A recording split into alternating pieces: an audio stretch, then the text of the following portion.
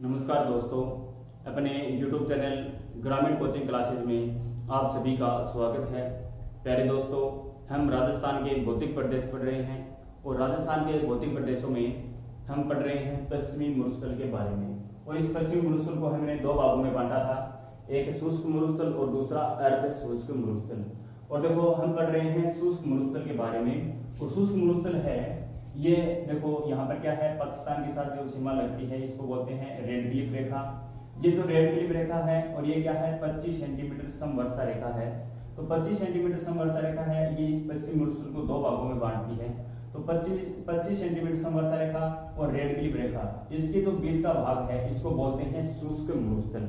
और इसी शुष्क मरुस्थल को हमने दो भागों में बांटा है, एक बालू का स्तूप युक्त प्रदेश और दूसरा है बालू का स्तूप विहीन प्रदेश। देखो, एक तो क्या है बालू का स्तूप युक्त प्रदेश जहां पर बालू का स्तूप पाए जाते हैं, और दूसरा है बालू का स्तूप विहीन प्रदेश, यहाँ पर क्या है बालू का स्तूप नहीं पाए जाते हैं। देखो, ये जो भाग है, ये भाग क्या है, यहाँ पर परतदार चट्टानें पाई जाती हैं और यहाँ पर बालू का स्तूप नहीं पाए जाते हैं। ठीक है, तो यहाँ पर क्या है बालू का स्तूप नहीं पाए जाते हैं, इसलिए ये क्या है बालू का स्तूप विहीन प्रदेश है। तो देखो, हमने बालू का स्तूप युक्त प्रदेश में हमने बालू का जो स्तूप है उन सभी के बारे में हमने पढ़ लिया है। आगे हम बात करें तो इसी क्षेत्र से एक प्रश्न पूछा जाता है खड़ीन को लेकर के कि खड़ीन क्या होती है। तो हम बात करें पहले पलाया की। देखो, पलाया से हम समझेंगे कि खड़ीन क्या होती है। तो देखो, यहाँ पर पलाया क्या होती है, पहले हम बात करें पलाया की।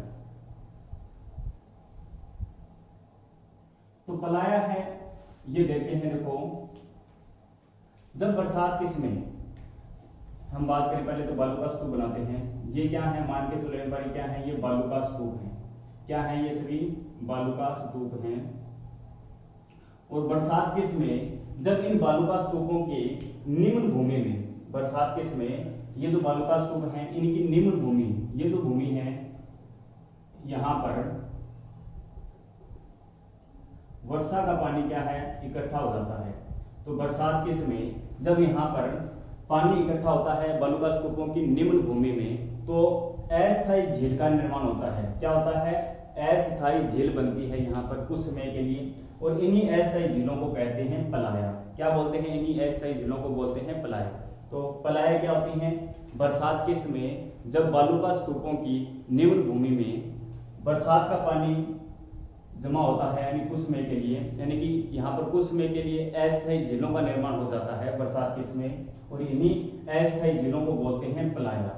और पलाया है ये दो प्रकार की होती हैं। तो एक तो होती है खारी पलाया और दूसरी है मीठी पलाया। तो पलाया की बात करें तो पलाया कितनी प्रकार की होती हैं, एक तो होती है खारी पलाया, खारी पलाया, और दूसरी होती है मीठी पलाया, मीठी पलाया।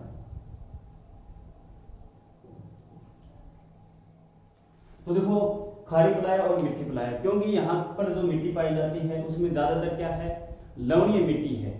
इस कारण ज्यादा जो पलाया बनती है वो खारी पलाया बनती है, मीठी पलाया बहुत ही कम बनती है यहाँ पर। तो देखो, पहले हम बात करते हैं खारी पलाया की।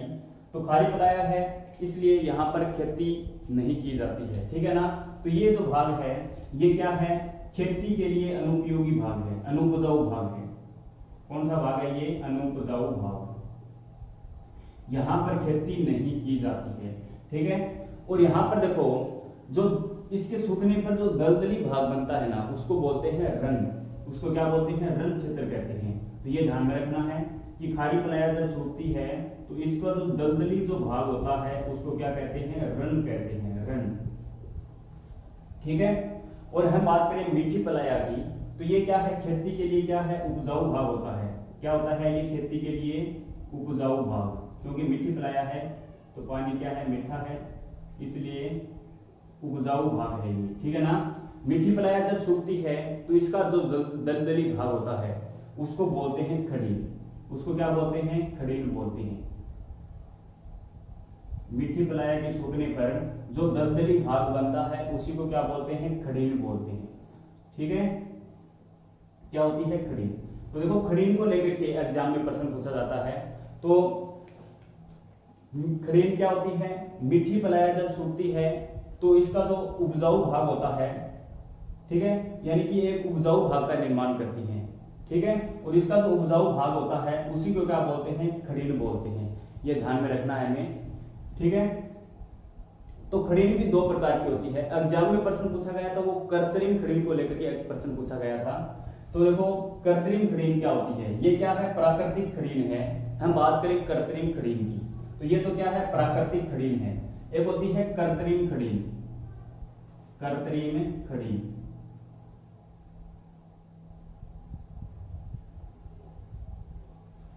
कृत्रिम खड़ीन देखो, क्योंकि देखो हम बात कर रहे हैं बालुका स्तूप युक्त प्रदेश में, तो यहाँ पर क्या है, बालुका स्तूप ज्यादा पाए जाते हैं। तो बालुका स्तूपों में हम बात करें, बालुका स्तूपों में देखो,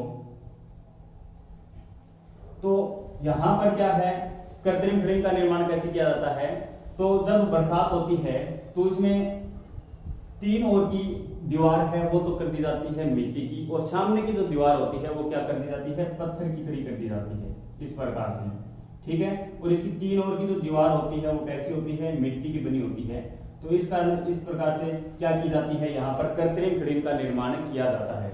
तो प्रश्न पूछा गया था कि जब कृत्रिम खड़ीन के बारे में प्रश्न क्या पूछा गया था कि तीन ओर की दीवार मिट्टी की हो और सामने की दीवार क्या हो, पत्थर की हो, तो उसको क्या बोला जाता है, तो उसको क्या बोला जाता है, खड़ीन कहा जाता है। तो ध्यान रखना है कि कृत्रिम खड़ीन है, इसमें तीन ओर की दीवार तो होती है मिट्टी की, तीन ओर की दीवार कैसी होती है, मिट्टी की होती है, मिट्टी की बनी होती है, ध्यान रखना है ये। और सामने की जो दीवार होती है, सामने की दीवार ये होती है इसमें पत्थर की या पक्की दीवार बोल सकते हैं, यानी ऐसे बोल सकते हैं कि तीन ओर की दीवार तो होती है कच्ची और सामने की दीवार होती है पक्की, इस प्रकार से बोल सकते हैं इसको। तो सामने की दीवार होती है पत्थर की, ठीक है। तो क्या बोलेंगे उसको, हम खड़ीन बोलेंगे, ठीक है। तो ये सबसे ज्यादा कहां पर बनाई जाती हैं, तो ये जैसलमेर जिले में, यानी कृत्रिम खड़ीन का निर्माण भी और प्राकृतिक खड़ीन ये दोनों सबसे ज्यादा कहां पर पाई जाती हैं, तो ये जैसलमेर जिले में सबसे ज्यादा पाई जाती हैं। तो हम जिले की बात करें तो कहां पर ज्यादा पाई जाती हैं, ये जैसलमेर जिले में पाई जाती हैं, ठीक है। उससे देखो हम कृत्रिम खड़ीन की बात करें तो देखो इसकी तीन ओर की दीवार कच्ची भी बोल सकते हैं या मिट्टी की बोल सकते हैं, और सामने की दीवार होती है वो पक्की होती है या ऐसा बोल सकते हैं कि पत्थर की बनाई जाती है। अब हम बात करें आगे तो बालुका स्तूप विहीन प्रदेश के बारे में। तो बालुका स्तूप विहीन प्रदेश ये क्या है, यहाँ पर बालुका स्तूप नहीं पाए जाते हैं। तो यहाँ पर देखो बालुका स्तूप विहीन प्रदेश है, इसमें प्रश्न कौन से पूछे जाते हैं। तो इस पर यहाँ पर जो प्रश्न बनते हैं वो देखो, एक तो प्रश्न पूछा जाता है यहाँ पर लाठी सीरीज को लेकर के, लाठी सीरीज को लेकर के कि लाठी सीरीज क्या होती है। फिर यहाँ पर देखो इस क्षेत्र में कुछ घास पाए जाते हैं, कौन कौन से घास हैं वो, तो हम नाम लिख रहे हैं, जैसे करड़ है, दामन घास है, अंजन घास है और सेवन घास। तो इस प्रकार से क्या है, यहाँ पर कुछ घास पाए जाते हैं और इस घास को लेकर के एग्जाम में प्रश्न पूछे जाते हैं। फिर हम आगे बात करें तो यहाँ पर प्रश्न पूछा जाता है चांदन नलकूप के बारे में, चांदन नलकूप, चांदन नलकूप को लेकर के प्रश्न पूछा जाता है। फिर यहाँ पर प्रश्न पूछा जाता है uncle would fossils park, uncle would fossils park, fossils park. तो इन चारों को लेकर के क्या है, यहाँ पर ज्यादातर प्रश्न पूछे जाते हैं। कौन कौन से देखो कहां से प्रश्न बन रहे हैं, एक तो है लाठी सीरीज को लेकर के प्रश्न पूछा जाता है, और यहाँ पर देखो ये जो घास की किस्म पाई जाती है, कौन कौन से घास पाए जाते हैं, करड़, धामन, अंजन, सेवन, इन घासों को लेकर के यहाँ पर प्रश्न पूछे जाते हैं। फिर हम बात करें चांदन नलकूप, इसको लेकर के यहाँ पर प्रश्न पूछे जाते हैं। फिर हम बात करें अंकल वुड फॉसिल्स पार्क, इसको लेकर के एग्जाम में प्रश्न पूछे जाते हैं। तो हम बात करें लाठी सीरीज की, तो यहाँ पर ये जो लाठी सीरीज है ये क्या है, एक भूगर्भिक जल पट्टी है, ठीक है ना, और ये जैसलमेर से मोहनगढ़ के मध्य पाई जाती है, ठीक है ना। तो ये जो लाठी सीरीज है ये कहां पर पाई जाती है, जैसलमेर से मोहनगढ़ के मध्य है, दोनों जैसलमेर के ही भाग हैं। तो देखो जैसलमेर से मोहनगढ़ के मध्य क्या है, एक भूगर्भिक जल पट्टी पाई जाती है, जिसको क्या बोलते हैं, लाठी सीरीज बोलते हैं। तो ध्यान रखना है कि ये क्या है, एक भूगर्भिक जल पट्टी है, भूगर्भिक जल पट्टी।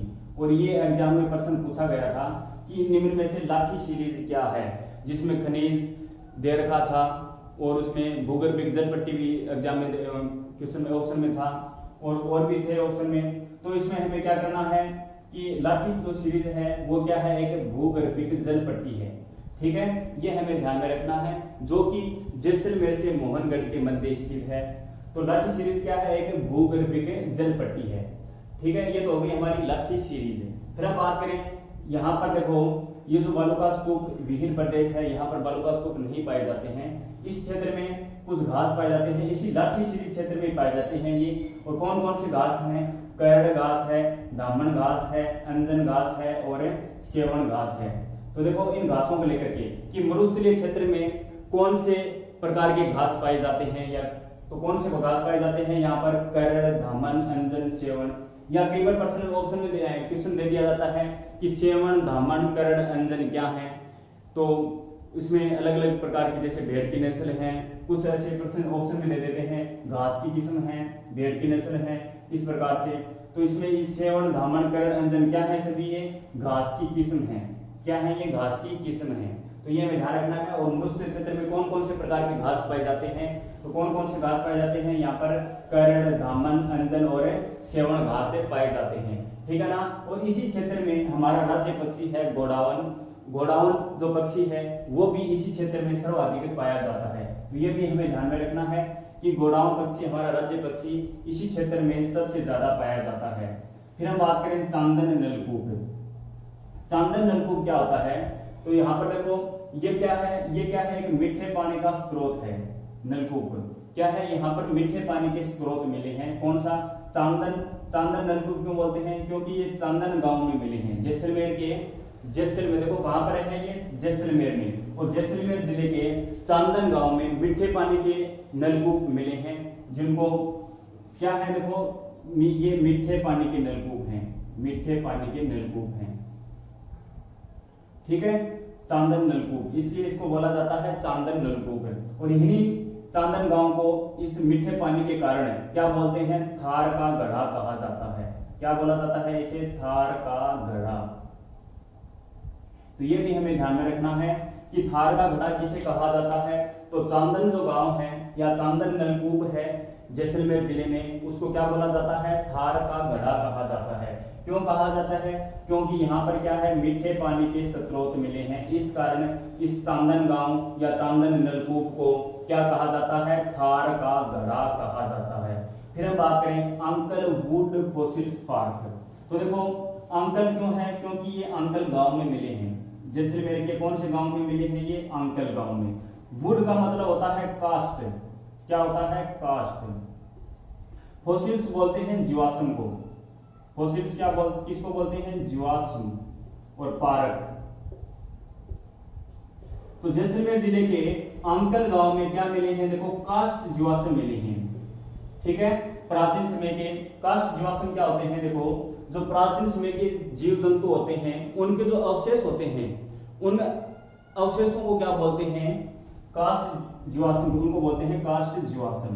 तो ध्यान रखना है कि कास्ट जीवाश्म क्या होते हैं। देखो हम बात करें जीवाश्मों की, पहले तो कास्ट जीवाश्मों की। तो कास्ट जीवाश्म क्या होते हैं, जो प्राचीन समय के, बहुत पुराने समय के जो भी जैसे पेड़ हैं या फिर कोई जीव जंतु हैं पहले पुराने समय के, उनके जब अवशेष मिलते हैं, कोई हड्डी वगैरह है या उनके कोई चिन्ह है, निशान है, उन अवशेषों को बोला जाता है जीवाश्म। ठीक है ना। और ये सबसे देखो ये कहां पर मिले हैं, अंकल गांव में मिले हैं। इस कारण क्या है, यहाँ पर एक पार्क बनाया गया है जिसका नाम है अंकल वुड फॉसिल्स पार्क। क्या है उसका नाम, अंकल वुड फॉसिल पार्क। और ये कहां पर है, तो ये है जैसलमेर के अंकल गांव में। तो इसको लेकर के प्रश्न पूछा जाता है कि देखो कास्ट जीवाश्म के लिए कौन सा प्रसिद्ध है, तो कौन प्रसिद्ध है, इसमें नाम दे दिया जाता है लाठी सीरीज, चांदन गांव, अंकल गांव। तो इस प्रकार से तो ये जैसलमेर का जो अंकल गांव है, यहाँ पर क्या पाए गए हैं, कास्ट जीवाश्म पाए गए हैं, जिसके कारण क्या है, ये गांव ज्यादा प्रसिद्ध है। यानी इसका प्रश्न एग्जाम में लगभग पूछा ही जाता है। और सेकंड के टीचर में 2018 में प्रश्न पूछा भी गया था, बल्लू व्हेल के निशान मिले थे, तो बल्लू व्हेल के अवशेष मिले थे, इस कारण जैसलमेर जिले का प्रश्न पूछा गया था कि बल्लू व्हेल के अवशेष है वो वर्तमान में कहां पर मिले हैं। तो ये सेकंड ग्रेड 2018 में प्रश्न पूछा गया था। तो ये जैसलमेर जिले में बल्लू व्हेल जो मछली है उसके अवशेष मिले थे। तो ये ज्यादातर प्रश्न इसी से इस क्षेत्र में पूछे जाते हैं। तो जीवाश्म का मतलब क्या हुआ कि जीवाश्म क्या है, कोई पुराने समय के कोई भी पादप है यानी पेड़ पौधे हैं या फिर कोई जीव जंतु हैं, उनके जो अवशेष होते हैं यानी कोई हड्डी वगैरह है या और कोई निशान है पत्थर के रूप में या उनके चिन्ह हैं वो मिलते हैं, तो उनको बोला जाता है जीवाश्म। तो कास्ट जीवाश्म। तो ये है हमारा बालूकास्त स्तूप विभिन्न प्रदेश में, इस प्रकार से प्रश्न पूछे जाते हैं। तो कौन कौन से प्रश्न बनते हैं यहाँ पर, एक तो बनता है लाठी सीरीज को लेकर के कि लाठी सीरीज क्या है। तो लाठी सीरीज क्या है, एक भूगर्भिक जल पट्टी है। क्या है, एक भूगर्भिक जल पट्टी है। ये एग्जाम में प्रश्न पूछे भी गए हैं और आगे प्रश्न पूछे भी जा सकते हैं कि लाठी सीरीज क्या है, एक भूगर्भिक जल पट्टी है जो कि जैसलमेर से मोहनगढ़ के मध्य स्थित है। फिर हम बात करें कि यहाँ पर कुछ घास पाए जाते हैं यानी कि मरुस्थलीय क्षेत्र में, और कौन सी घास है ये, करड़, दामन, अंजन, च्यवन। ये क्या है, घास हैं ये सभी। तो इनको लेकर के एग्जाम में प्रश्न पूछे जाते हैं कि करड़, दामन, च्यवन है और अंजन है, ये क्या है, तो ये क्या है, घास की किस्म है ये सभी, ठीक है ना, घास है ये। फिर चांदर नलकूप, चांदर नलकूप क्या है, यहाँ पर मीठे पानी के स्रोत मिले हैं, इस कारण चांदर नलकूप को थार का गढ़ा भी कहा जाता है। तो ये सभी के सभी ध्यान रखना है जैसलमेर जिले में, ठीक है ना। चांदर नलकूप कहाँ पर है, जैसलमेर जिले में है, और चांदर नलकूप को थार का गढ़ा भी कहा जाता है मीठे पानी के कारण। फिर अंकल वुड फॉसिल्स पार्क, क्योंकि यहाँ पर क्या है, कास्ट जीवाश्म पाए मिले हैं, इस कारण ये प्रसिद्ध चर्चा में रहा यानी कि प्रसिद्ध है। इससे का एग्जाम में प्रश्न पूछा जाता है कि अंकल गांव किसके लिए प्रसिद्ध है, तो यहाँ पर किसके लिए प्रसिद्ध है, कास्ट जीवाश्मों के लिए प्रसिद्ध है। यहाँ पर प्रश्न पूछा जा सकता है कि कास्ट जीवाश्म के लिए निम्न में से कौन सा सही है, तो कौन सा सही होगा, अंकल गांव जैसलमेर, ठीक है। फिर प्रश्न पूछा जाता है खड़ीन के बारे में। तो खड़ीन भी दो प्रकार की होती हैं, एक तो होती है प्राकृतिक और एक होती है कृत्रिम। तो प्राकृतिक में क्या होता है कि जब मिट्टी पलाया है, इस क्या है, एक उपजाऊ मैदान का निर्माण करती है, और इसी उपजाऊ मैदान को क्या बोलते हैं, खड़ीन बोलते हैं, ठीक है। ये तो होती है प्राकृतिक खड़ीन। हम बात करें कृत्रिम खड़ीन की, तो कृत्रिम खड़ीन का निर्माण कैसे किया जाता है, तो बरसात के समय इसमें देखो कि इसकी तीन ओर की दीवार तो बना दी जाती है मिट्टी की यानी कच्ची दीवार बना दी जाती है, और सामने की दीवार बना दी जाती है पत्थर की जो कि पक्की होती है। तो तीन ओर की दीवार तो कच्ची होती है और सामने की दीवार होती है इसकी पक्की, तो इस कारण इसको बोला जाता है कृत्रिम खड़ीन। तो ये है हमारा आज का टॉपिक। आगे हम पढ़ेंगे अर्ध शुष्क मरुस्थल के बारे में, और अर्ध शुष्क मरुस्थल में हम पढ़ेंगे देखो एक तो घग्गर बेसिन, शेखावाटी बेसिन, नागौर उच्च भूमि और लूणी नदी बेसिन, इन सभी के बारे में हम पढ़ेंगे। यानी कि अर्ध शुष्क मरुस्थल को हम चार प्रकार से पढ़ेंगे। कौन सा चार प्रकार है, तो एक तो है घग्गर बेसिन, एक है शेखावाटी बेसिन, और एक है नागौर उच्च भूमि, और एक है लूणी नदी बेसिन, इस प्रकार से। और जो अर्ध शुष्क मरुस्थल है उसका विस्तार कहां से कहां तक होगा, तो 25 सेंटीमीटर समवर्षा रेखा से 50 सेंटीमीटर समवर्षा रेखा तक जो भाग है उसको हम बोलते हैं अर्ध शुष्क मरुस्थल। एक बात और ध्यान में रखनी है कि ये बालू का स्तूप युक्त प्रदेश है, इसी क्षेत्र को महान मरुस्थलीय प्रदेश भी कहते हैं। क्या बोलते हैं इसको, महान मरुस्थलीय प्रदेश भी कहा जाता है। और ये बालू का स्तूप युक्त प्रदेश है, इसका भाग है लगभग देखो 59 से 60% भाग। शुष्क मरुस्थल का 59 से 60% जो भाग है ये है बालू का स्तूप युक्त प्रदेश। और हम बात करें बालू का स्तूप विहीन प्रदेश की, तो ये आता है 39 से यानी 39 से 40% भाग। इसमें आता है बालू का स्तूप विहीन प्रदेश में आता है। तो आज के लिए हमारा टॉपिक है ये इतना ही रहेगा। बहुत बहुत धन्यवाद आप